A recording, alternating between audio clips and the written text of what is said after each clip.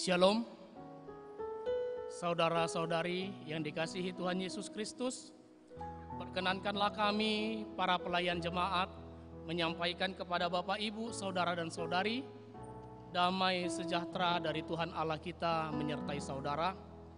Kiranya pada minggu ini, minggu Advent yang kedua, Tuhan memberkati kita, memberikan sukacita kepada kita pribadi lepas pribadi. Akhirnya, marilah kita satukan hati dan jiwa kita untuk memasuki ibadah penyembahan kepada Tuhan kita saat teduh.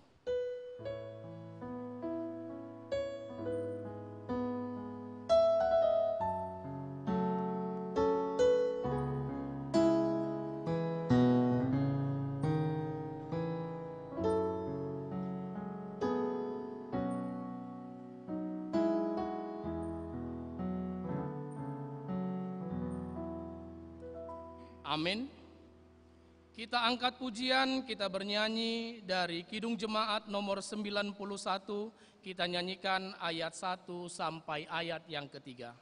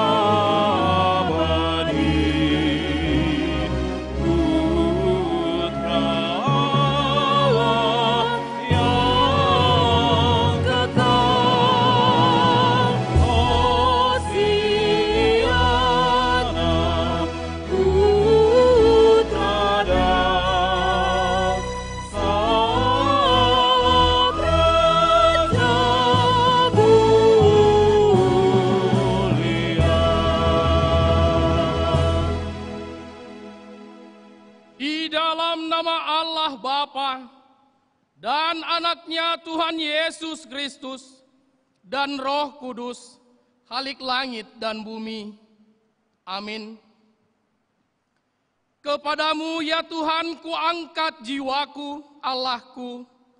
Kepadamu aku percaya, janganlah kiranya aku mendapat malu.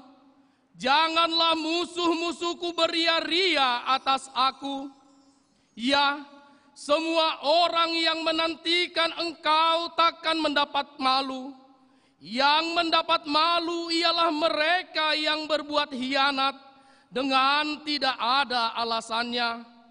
Beritahukanlah jalan-jalan-Mu kepadaku, ya Tuhan. Tunjukkanlah itu kepadaku. Bawalah aku berjalan dalam kebenaran-Mu dan ajarlah aku, sebab Engkaulah Allah yang menyelamatkan aku. Engkau ku nanti-nantikan sepanjang hari. Haleluya. Haleluya. Haleluya. Haleluya.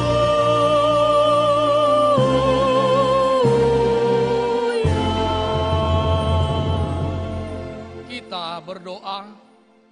Ya Allah Bapa kami yang ada di surga, kami mengucapkan syukur dan terima kasih kepadamu karena Engkau menyatakan kepada kami di dalam anak-Mu Yesus Kristus bahwa langit dan bumi akan lenyap, tetapi firman-Mu kekal selama-lamanya, dan pada hari akhir semua manusia akan menghadap tahta pengadilan-Mu.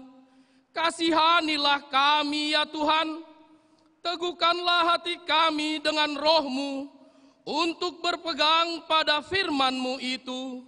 Ingatkanlah kami agar kami senantiasa berjaga-jaga dalam doa, menantikan kedatangan anak-Mu, Yesus Kristus Tuhan kami, sehingga kami memperoleh hidup yang kekal. Amin.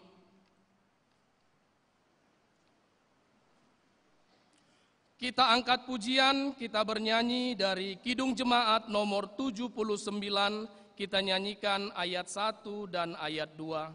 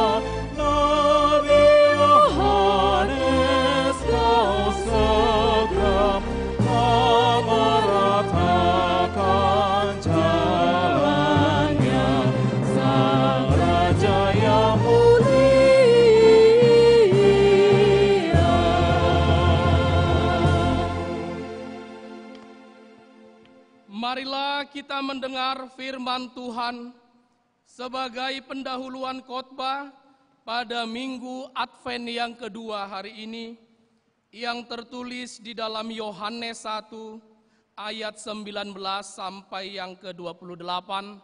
Seperti biasa kita baca secara bergantian. Yohanes 1 ayat 19 sampai ayat yang ke-28, beginilah firman Tuhan. Kesaksian Yohanes tentang dirinya sendiri.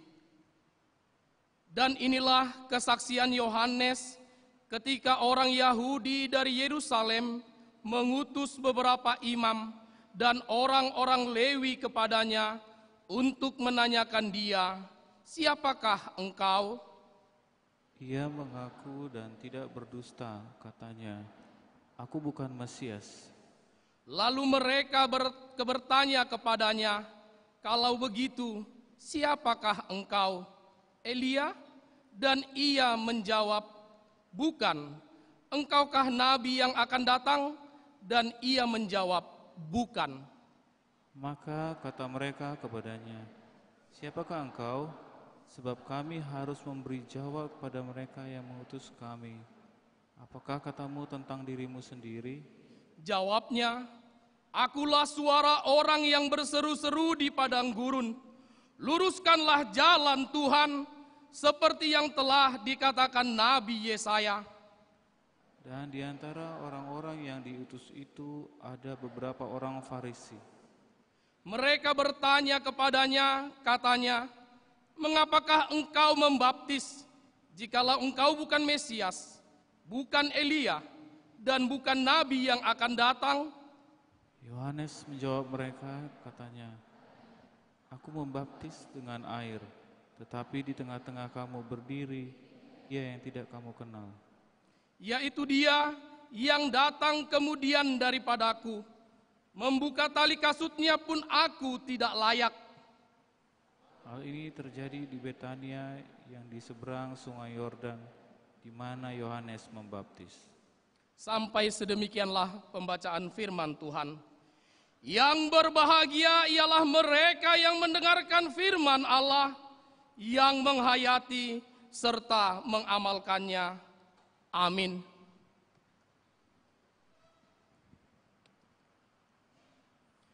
Kita angkat pujian, kita bernyanyi dari pelengkap Kidung Jemaat nomor 126 ayat 1 sampai ayat 2.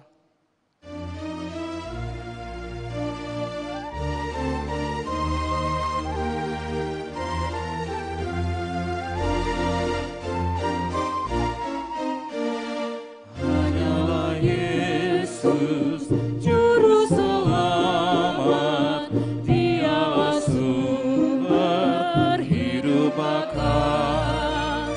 Layaklah Dia terima dosa, puji dan hormat selamanya. Hanyalah Yesus Juru Selamat, aib dan dosa dihapusnya. Hanyalah Yesus Juru Selamat, hidup abadi diberikannya. Tingginya langit tidak setinggi kasih Tuhanku kepadaku. Dalamnya laut tidak sedalam kasih Tuhanku kepadaku. Hanyalah Yesus Juru Selamat, aib dan dosa dihapusnya. Hanyalah Yesus Juru Selamat, hidup abadi diberikannya. Saudara-saudari yang dikasihi Tuhan Yesus Kristus, marilah kita mengingat kembali segala perbuatan-perbuatan kita yang telah melukai hati saudara-saudara kita, terlebih kepada Tuhan Yesus Kristus. Untuk itu, dengan kerendahan hati kita, marilah kita mengaku dosa kita di hadapan Tuhan. Kita berdoa.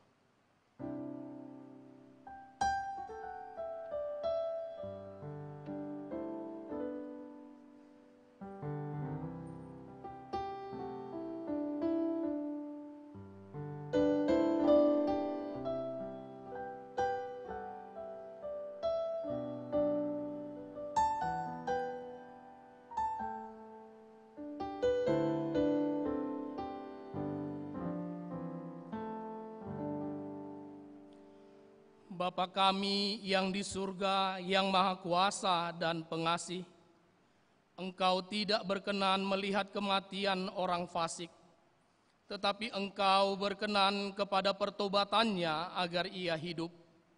Oleh karena itu, kami datang kepadamu meminta keampunan dosa kami, dan berilah kami kekuatan untuk melawan segala kejahatan, serta bimbinglah kami di jalan-Mu yang benar, sehingga kami hidup di dalam kasih Yesus Kristus Tuhan kami. Amin. Janji Tuhan tentang pengampunan dosa. Karena semua orang telah berbuat dosa dan telah kehilangan kemuliaan Allah, dan oleh kasih karunia telah dibenarkan dengan cuma-cuma karena penebusan dalam Kristus Yesus. Kristus Yesus telah ditentukan Allah menjadi jalan perdamaian karena iman dalam darah-Nya. Segala kemuliaan bagi Allah di tempat yang maha tinggi. Amin.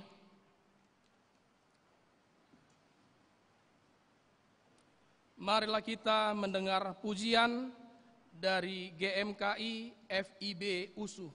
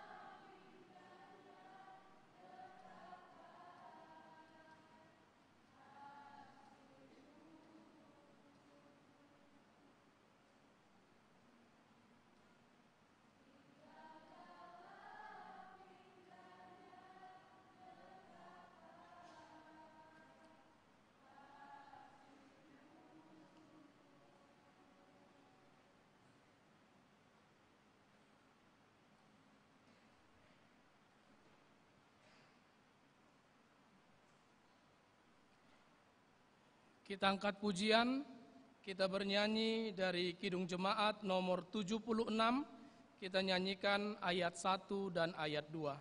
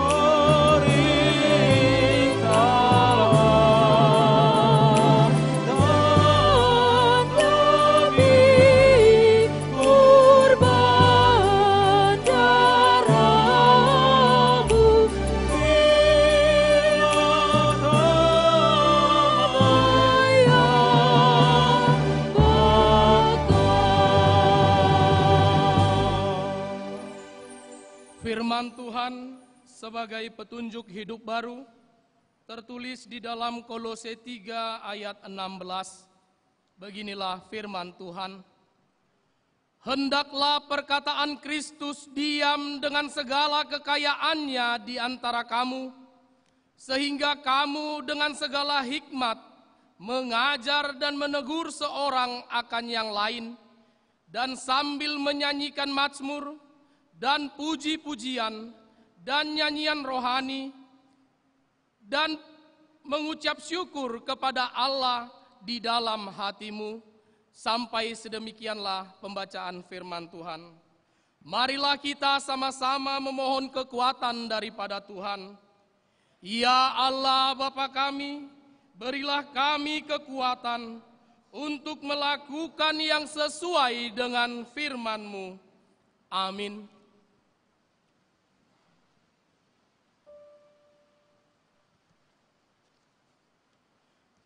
Kita angkat pujian, kita bernyanyi dari pelengkap Kidung Jemaat nomor 131, kita nyanyikan ayat 1 dan ayat 3.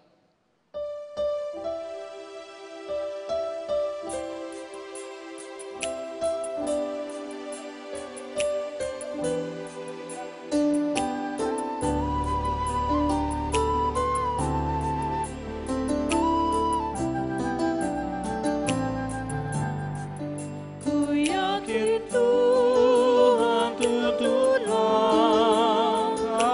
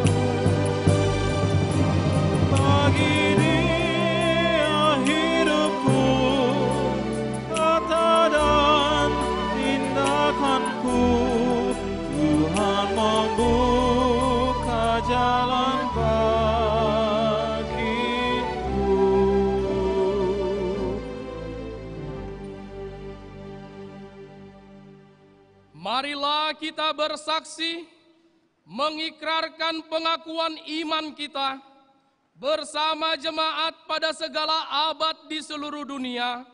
Kita bersama-sama mengucapkannya. Aku percaya kepada Allah Bapa yang Maha Kuasa, Khalik langit dan bumi.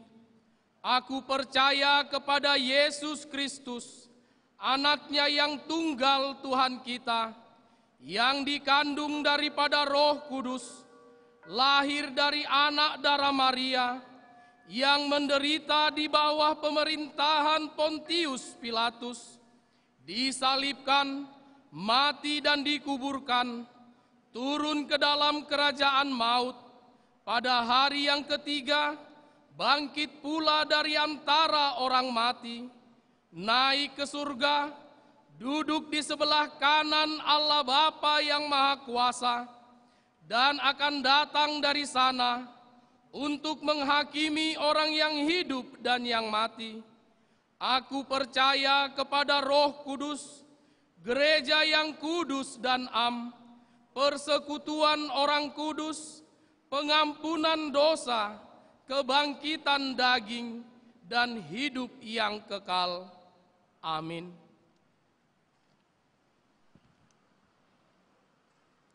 Untuk menyambut sabda Allah, kita bernyanyi dari Kidung Jemaat nomor 81, kita nyanyikan ayat 1, 4, dan ayat yang kelima.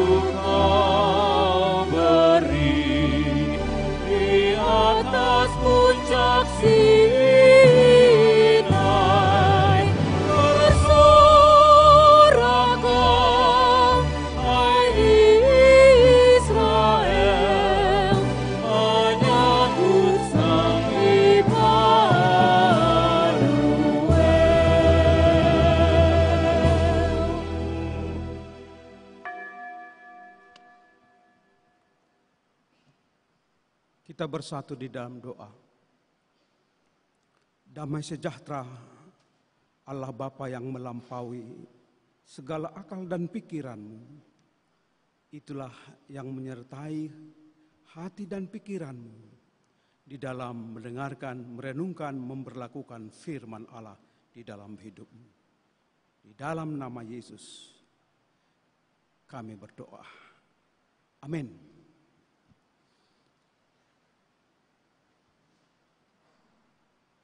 Jemaat yang dikasihi Tuhan,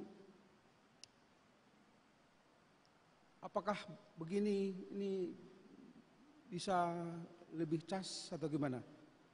Atau lebih bagus begini kali ya? Lebih adem ya. Baik, kabar baik bagi kita pada saat ini, yaitu diambil dari kitab Yesaya. Yesaya 40 ayat 1 hingga 5. Baik Bapak, Ibu, Saudara, kita membaca secara bersama. Hiburkanlah umatku, demikian firman Allahmu. Silakan ayat 2.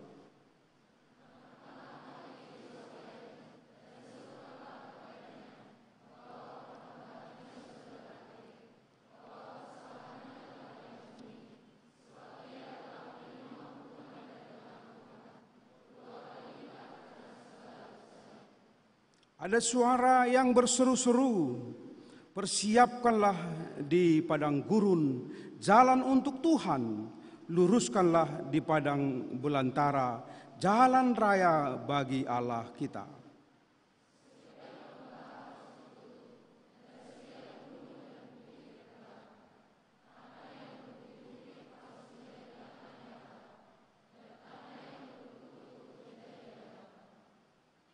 Maka kemuliaan Tuhan akan dinyatakan dan seluruh umat manusia akan melihatnya bersama-sama. Sungguh Tuhan sendiri telah mengatakannya. Inilah firman Tuhan, kabar baik kepada kita di minggu Advent ini. Saudara yang dikasihi Tuhan, di dalam menjalani masa Advent yang kita jalani, ada 4 kali minggu Advent setiap tahunnya. Manakala kita masuk dalam suasana Advent, saudaraku, apa yang timbul di dalam hatimu? Apa yang muncul di dalam benakmu, saudara, di saat kita datang menikmati, menyanyikan puji-pujian di dalam masa-masa Advent, masa kedatangan, menunggu kedatangan Kristus kedua kali. Kalau saya menyebut, di samping bisa juga saudara mengaplikasikannya di dalam hidup, di saat saya memasuki masa Advent seperti ini, selalu saya diingatkan dan disadarkan pentingnya hidup berpengharapan. Pentingnya tetap berharap atau berharap tetap di dalam Tuhan. Dan selalu diingatkan bahwa pengharapan setiap orang yang berpengharapan kepada Tuhan, kita imani di dalam hidup kita. Pengharapan kita, pengharapan orang percaya sepanjang abad tidak pernah mengecewakan. Ini firman Tuhan dalam Roma 5 ayat 5 itu. Pengharapan kita kepada Tuhan tidak pernah mengecewakan.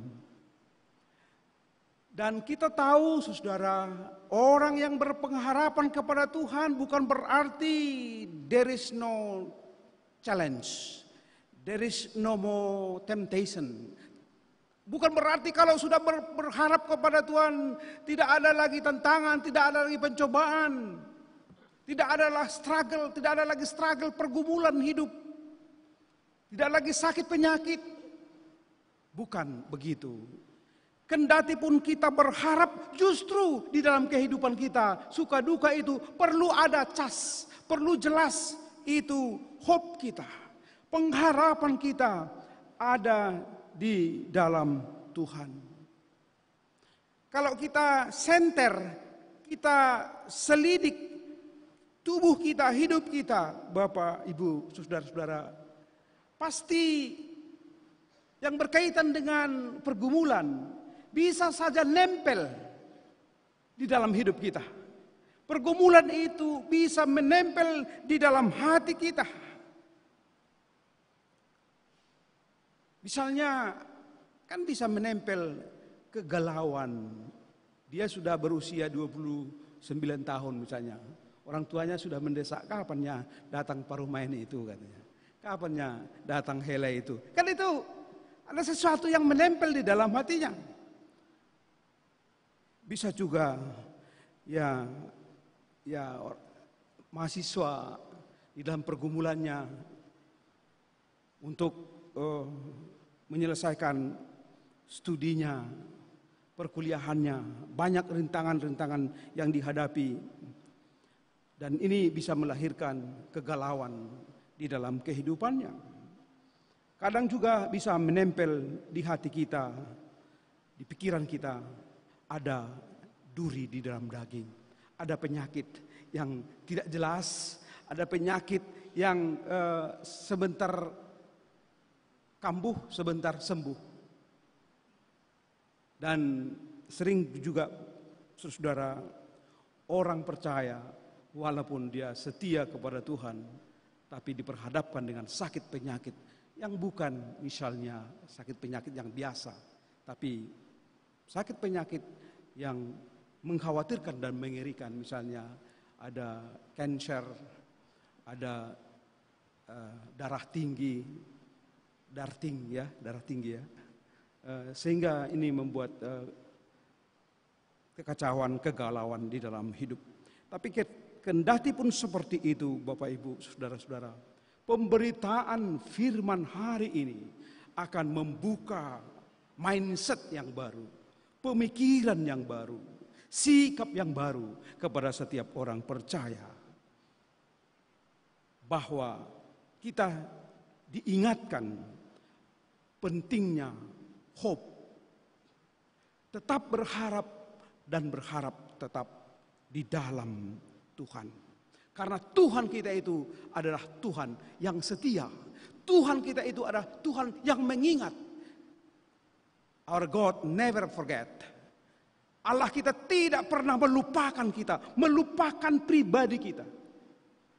Siapapun, bagaimanapun kondisi kita, Allah tidak pernah melupakan kita. Hanya Bapak Ibu dalam persoalan konteks pemberitaan ini, yaitu yang menjelaskan bagaimana kondisi orang Israel ketika itu mereka dibuang ke Babel. Mereka dibuang ke Babel. Dan masa durasi mereka dibuang bukan hanya 1 bulan, 7 bulan. Sesuai dengan firman Tuhan di dalam Yeremia 25 ayat 11 sampai 12. 70 years, 70 tahun. Mereka bangsa Allah yang namanya bangsa pilihan itu dibuang 70 years. 70 tahun. Bukan waktu yang sedikit itu. 70 tahun mereka terbuang, mengalami banyak pergumulan. Mereka diperbudak. Padahal ini bangsa Allah loh. Tapi dibuang. Kan ini bisa melahirkan knowledge, pengetahuan yang liar bagi kita. Gimana itu Allah? Masa Allah dibiarkan kami sampai 70 tahun loh dibuang. Penguasa yang menguasai kami justru bukan Allah, tapi penguasa bangsa yang lain. Jangan-jangan Allah itu adalah Allah yang terbatas. Kuasanya hanya di Yerusalem. Kuasanya hanya lokal saja.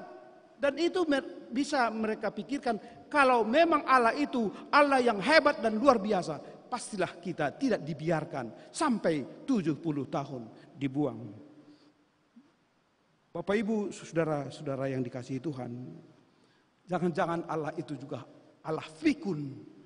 Allah sudah lansia, sudah forget, sudah melupakan.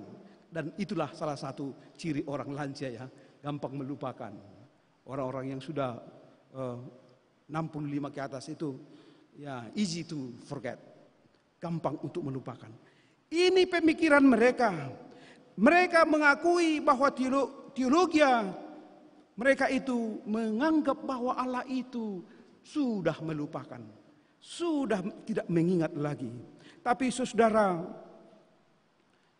di dalam pergumulan mereka, justru Nabi, yaitu Nabi Yesaya, memperlihatkan bahwa Allah yang dipercayai oleh bangsa itu dan Allah yang kita percayai hingga saat ini adalah Allah yang luar biasa.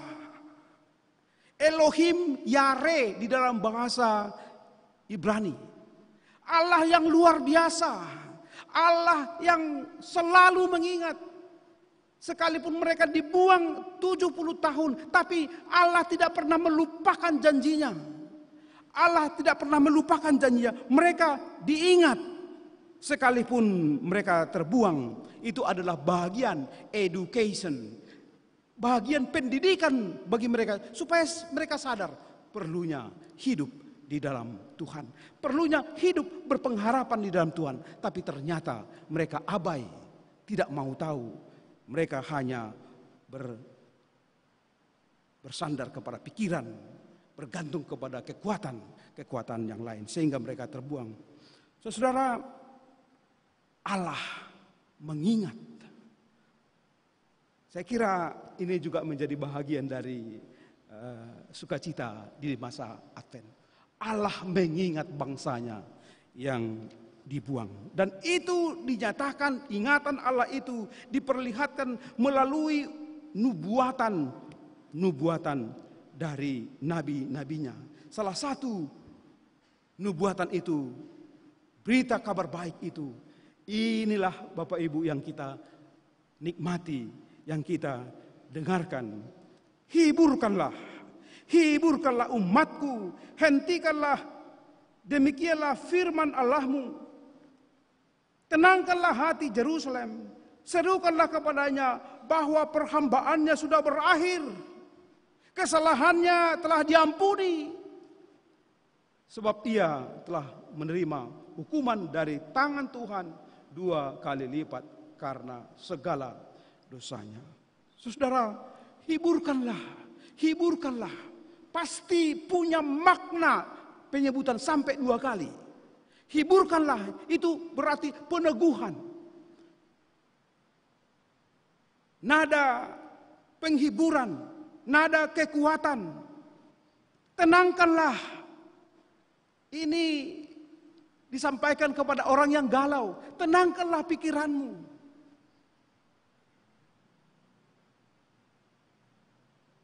Dan ini, firman ini diserukan kepada bangsa yang terbuang. Dan melalui pemberitaan firman ini, mereka akan tercengang. Wah, kok justru itu yang muncul ya?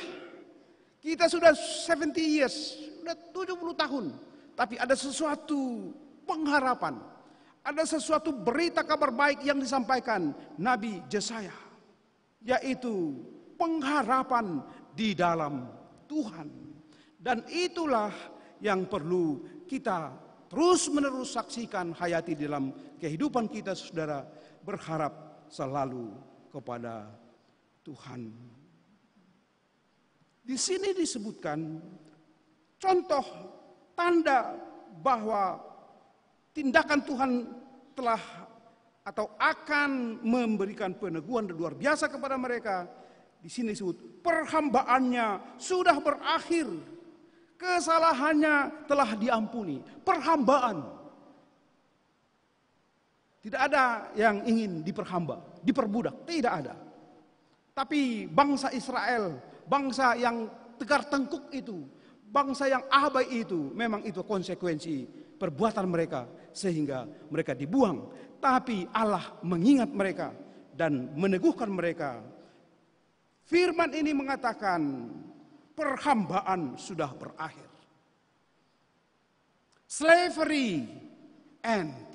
Perbudakan berakhir.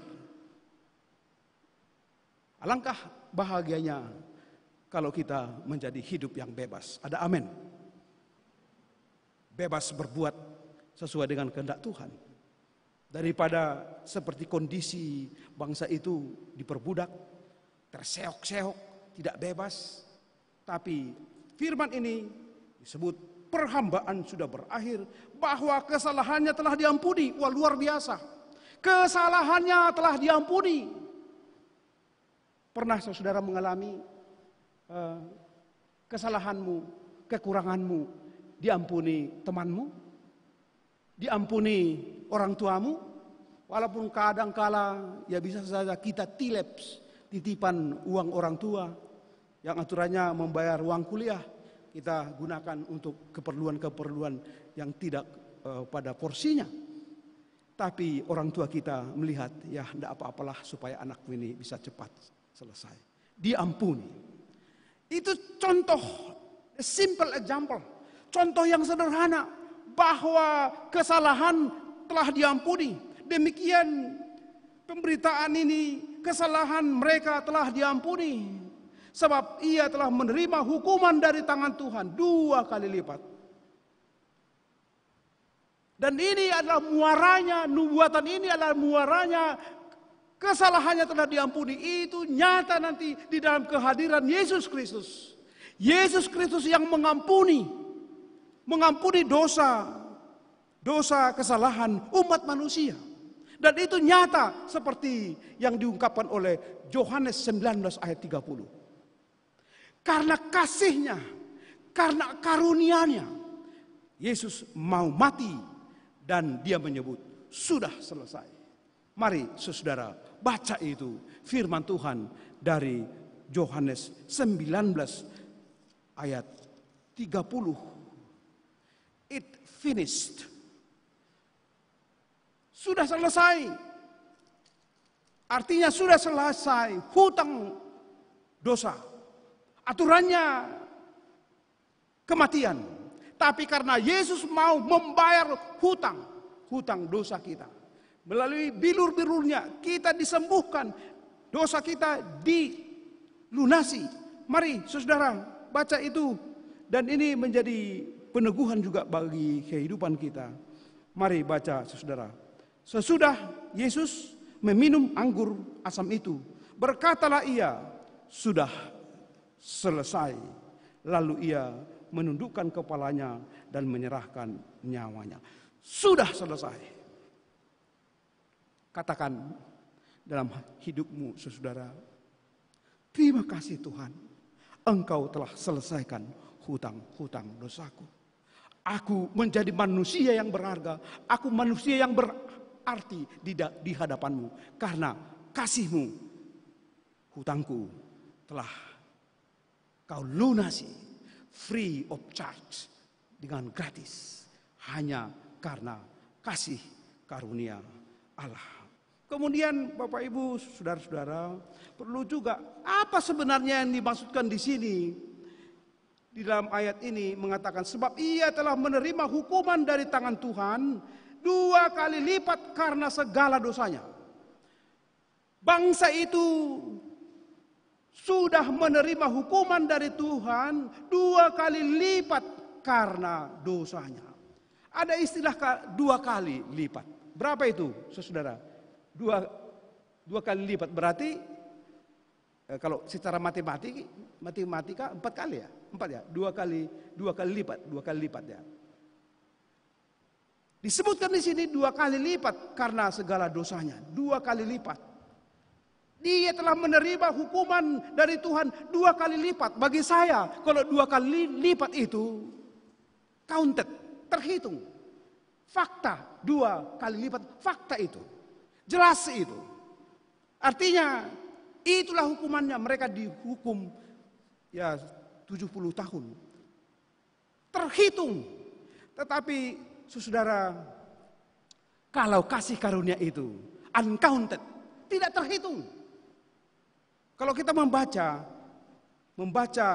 Yeremia 16 ayat 18. Mari saudara, Yeremia 16 ayat 18 diperlihatkan bagaimana dosa itu, kelemahan bangsa itu memang terhitung. Aku akan mengganjar 2 kali lipat kesalahan dan dosa mereka. Aku akan mengganjar, aku akan menghukum 2 kali lipat dosa mereka. Oleh karena mereka telah menajiskan negeriku dengan bangkai dewa-dewa mereka. Waduh, ngeri kali lah itu.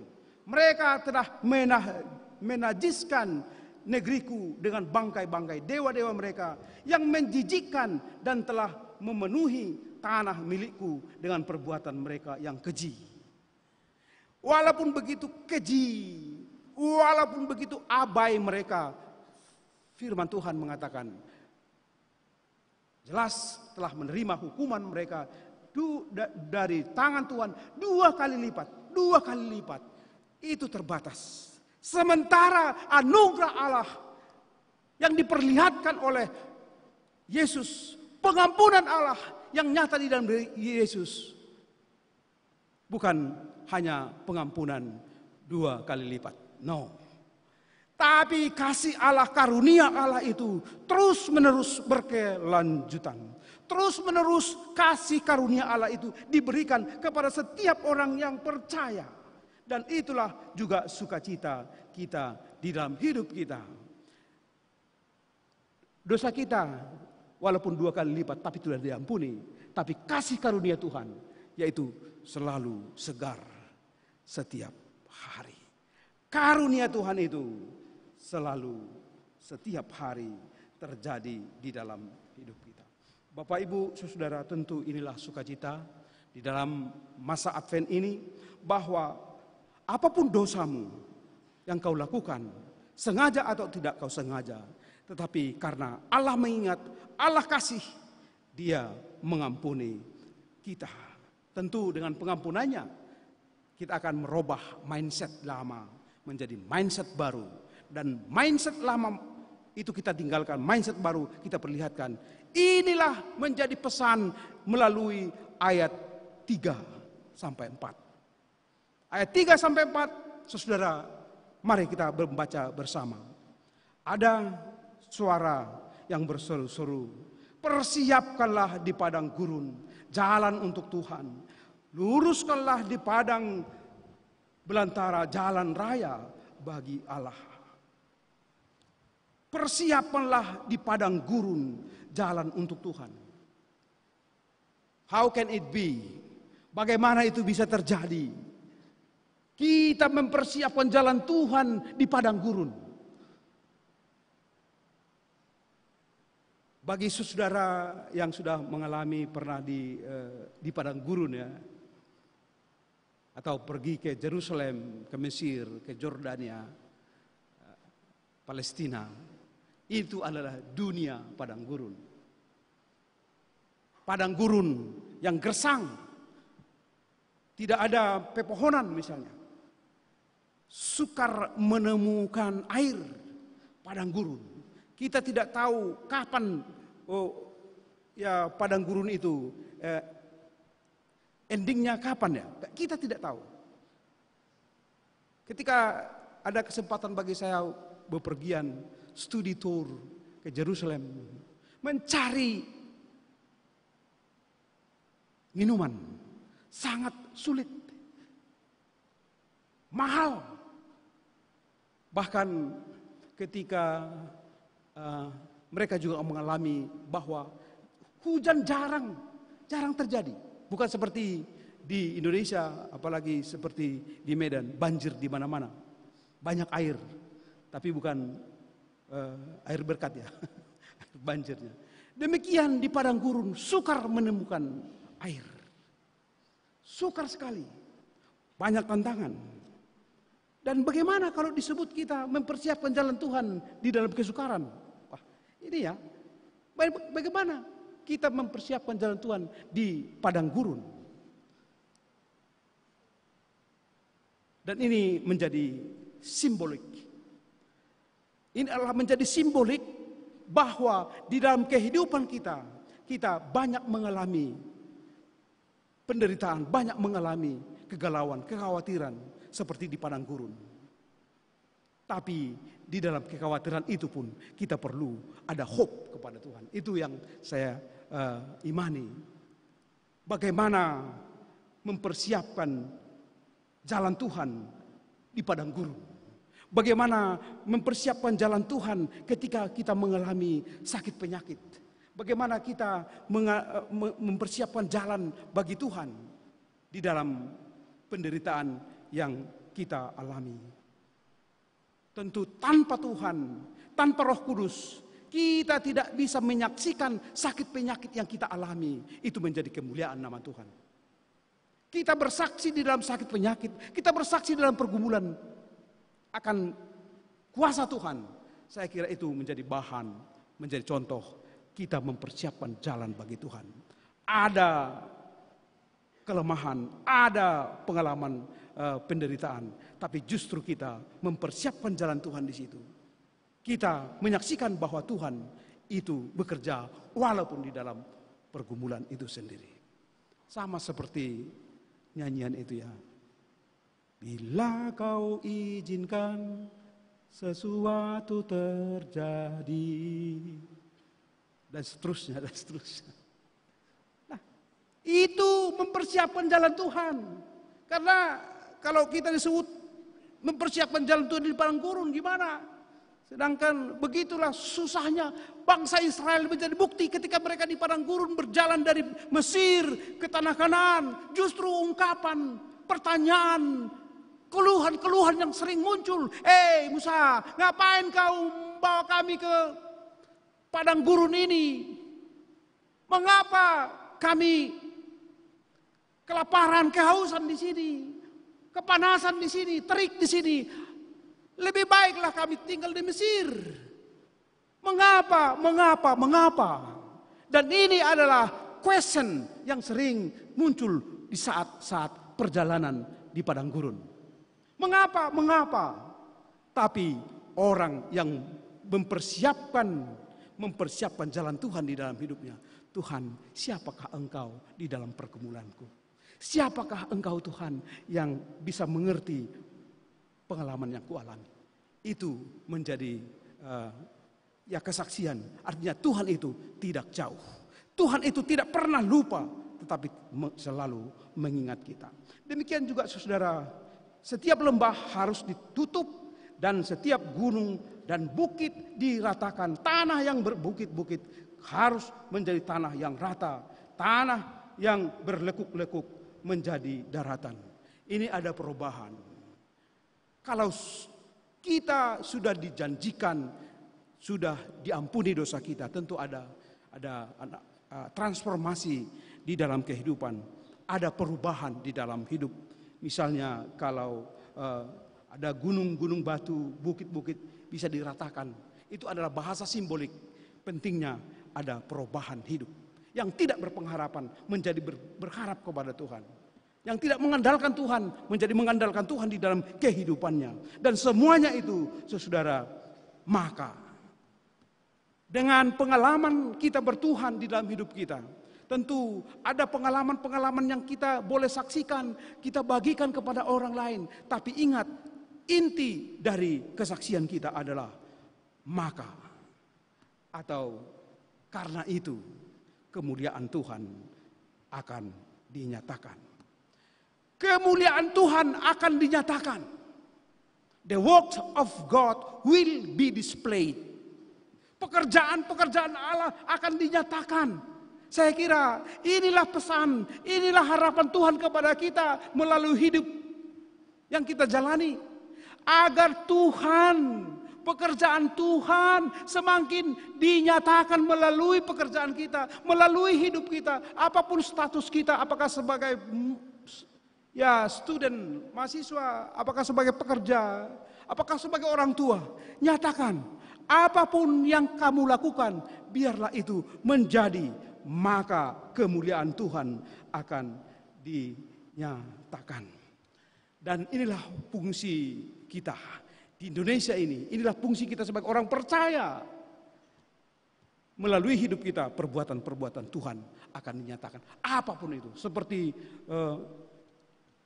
seorang buta itu ya. Kan itu perkataan Yesus.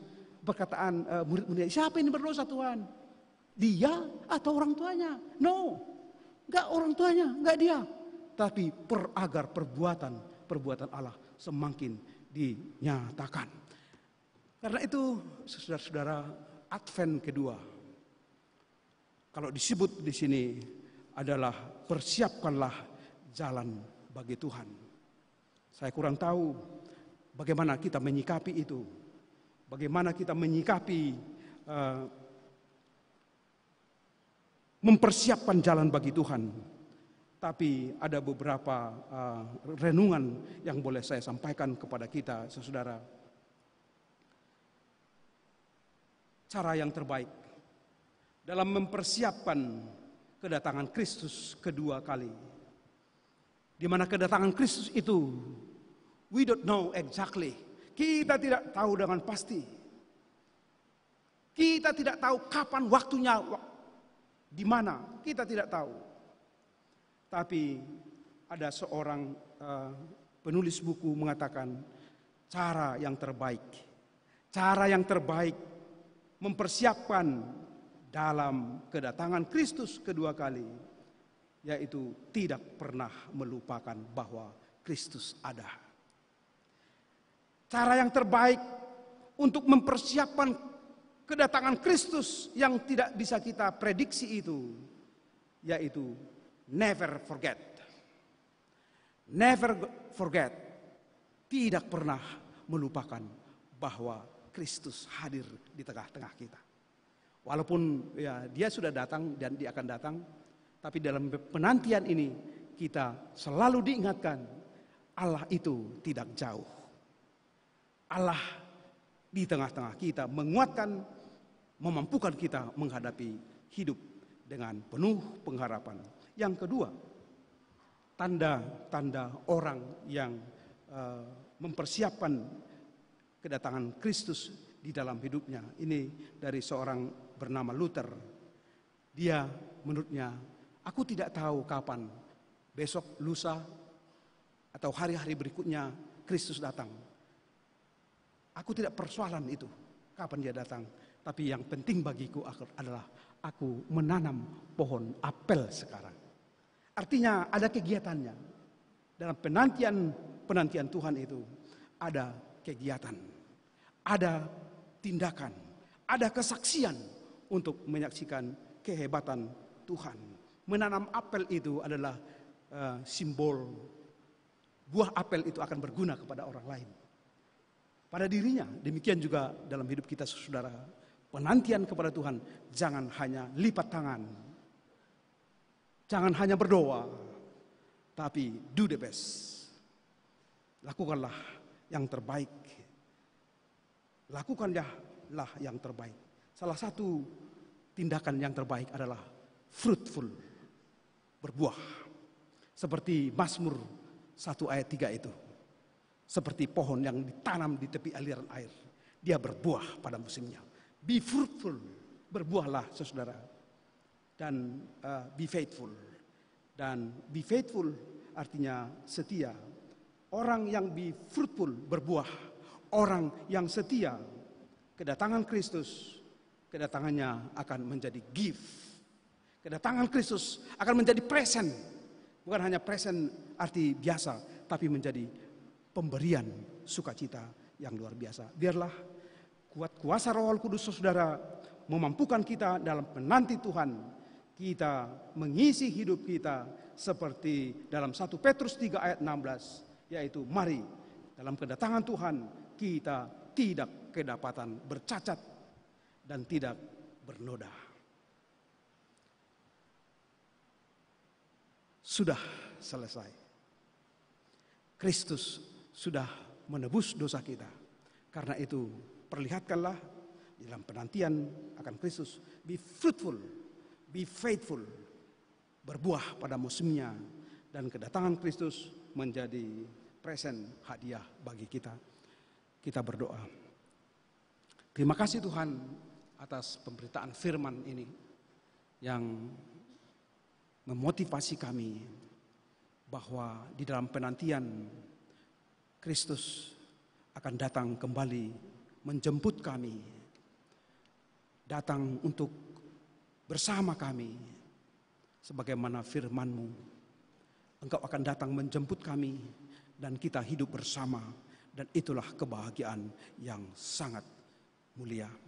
Terima kasih Tuhan atas peneguhan bahwa Engkau telah mengubah perbudakan, Engkau telah mengubah air mata perbudakan, kesedihan menjadi mata air karena Engkau berjanji dan janjimu itu amin.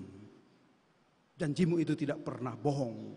Engkau menghiburkan kami Tuhan, Engkau meneduhkan kami, bahkan Engkau memberikan janji bahwa Engkau telah mengampuni kami, mengampuni kesalahan dan kekurangan kami.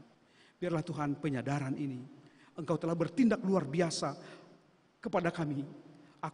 Kami bisa hidup hingga saat ini Tuhan.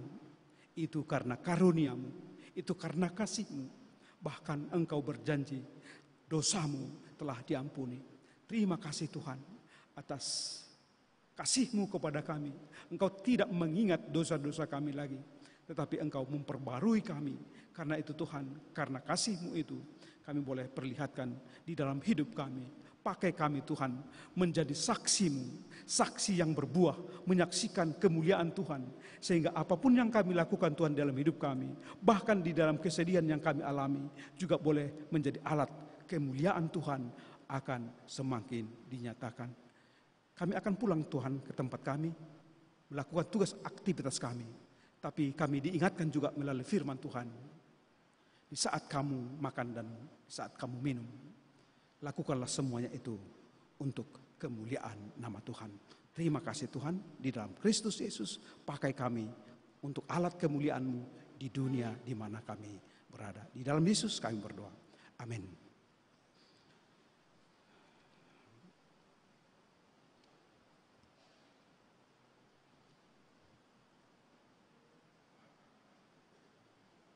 Mari Bapak Ibu kita naikkan pujian kepada Tuhan.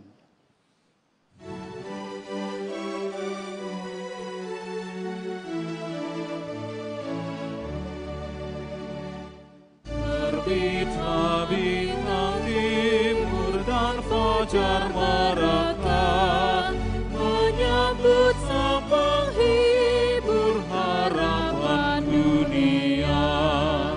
Gelap sedang berlalu pun malam yang sedih, cahaya siang baru semakin berseri.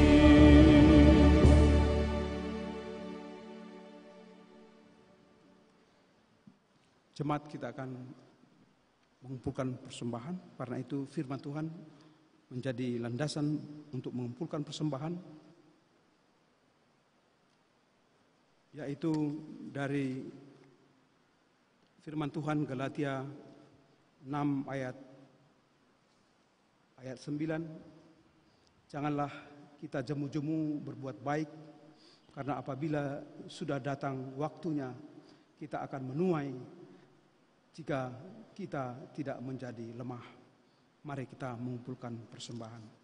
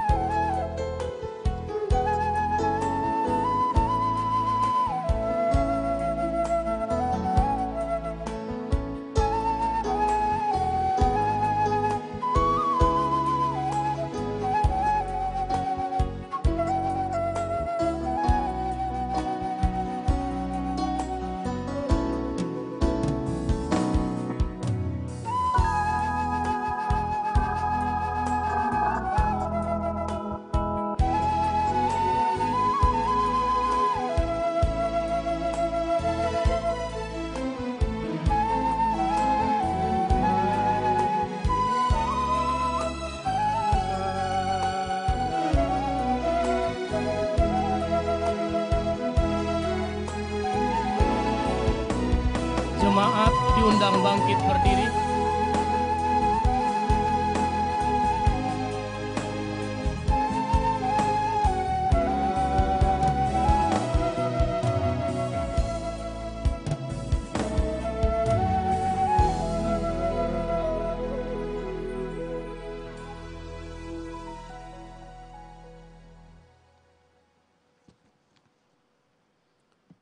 Marilah kita berdoa.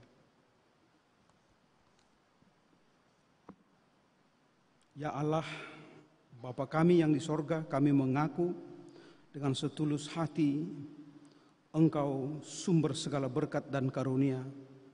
Di sini kami memberikan persembahan syukur kami kepadamu.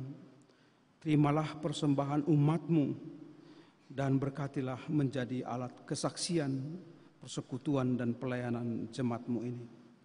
Jadikanlah hidup kami persembahan yang berkenan kepadamu, dan pakailah hidup kami untuk turut menghadirkan tanda-tanda kerajaan-Mu di seluruh dunia ini.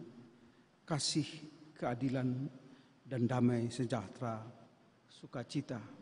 Bukalah hati kami oleh Roh Kudus-Mu, agar kami senantiasa mengucapkan syukur kepadamu. Di dalam nama Yesus Kristus Tuhan kami. Amin.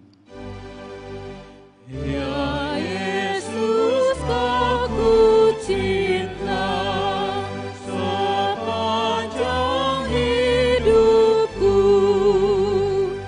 Bagiku makin indah cahaya kasih-Mu.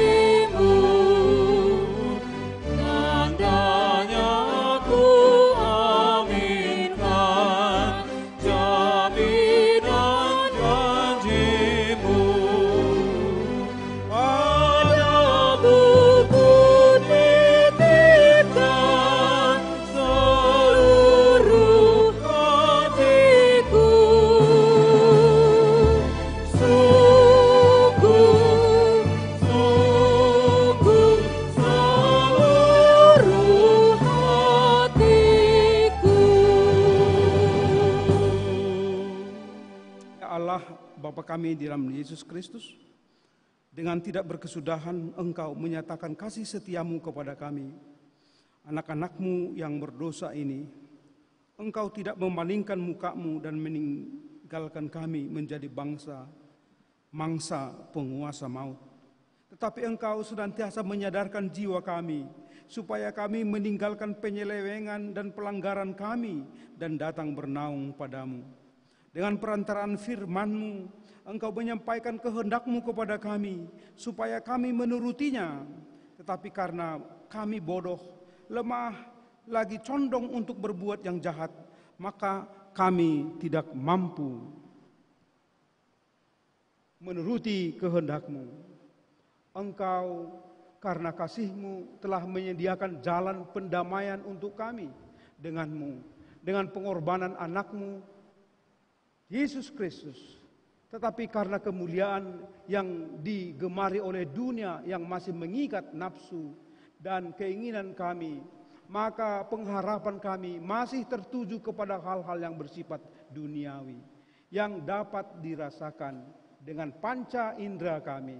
Karena itu Tuhan Yesus Kristus, Juru damai, Juru selamat kami, tolong dan kuatkanlah hati dan batin kami, supaya kami menerima firman-Mu dengan hati yang terbuka dan jiwa yang takluk, supaya Dialah yang memerintah dan menguasai segala pikiran dan perencanaan kami, supaya kami tahu mengarahkan rencana dan usaha kami kepadamu dengan iman kepadamu.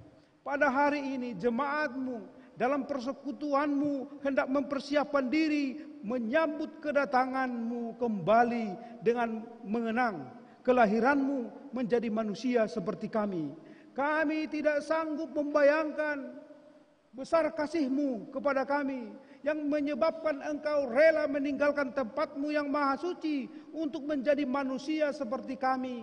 tunduk kepada siksaan dan tindasan dunia, sehingga engkau mengalami penderitaan, penghinaan dan kematian, hanya untuk menjadi juru damai bagi kami, yang selalu lebih condong melakukan hal-hal yang bertentangan dengan kehendak-Mu. Dan kami juga tidak dapat memahami dengan akal budi kami, bagaimana engkau bangkit dari antara orang mati, naik ke sorga dan akan datang kembali untuk menghakimi kami. Karena itu, ajar dan teguhkanlah iman kami percaya kepadamu, supaya kami jangan ragu dan jangan terombang-ombang lagi, tetapi supaya kami tetap dengan keyakinan yang pasti di dalam hikmat pengetahuan yang daripadamu, memusatkan segala pengharapan kami kepada keselamatan yang engkau bawa. Tuhan, pada hari ini kami menyatakan pengharapan itu di dalam Tuhan. Pimpin dan bimbinglah kami selalu, supaya perbuatan kami menjadi pujian bagi-Mu di tengah-tengah pergaulan persekutuan kami oleh anugerah-Mu saja. Amin. Bapa kami yang di sorga, dikuduskanlah nama-Mu, datanglah kerajaan-Mu, jadilah kehendak-Mu di bumi seperti di sorga. Berikanlah kami pada hari ini makan kami yang secukupnya, dan ampunilah kami akan kesalahan kami, seperti kami juga mengampuni orang bersalah kepada kami. Dan janganlah membawa kami ke dalam pencobaan, tetapi lepaskanlah kami daripada yang jahat. Karena Kau yang punya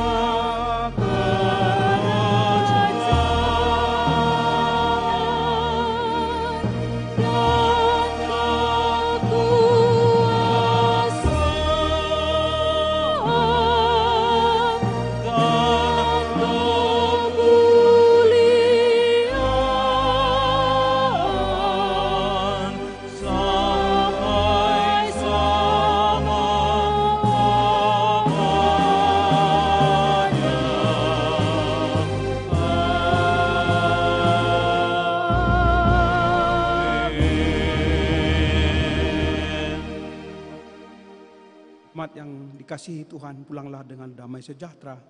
Terimalah berkat dari Tuhan. Tuhan memberkati engkau dan melindungi engkau. Tuhan menyinari engkau dengan wajah-Nya dan memberi engkau kasih karunia. Tuhan menghadapkan wajah-Nya kepadamu dan memberi engkau damai sejahtera. Amin.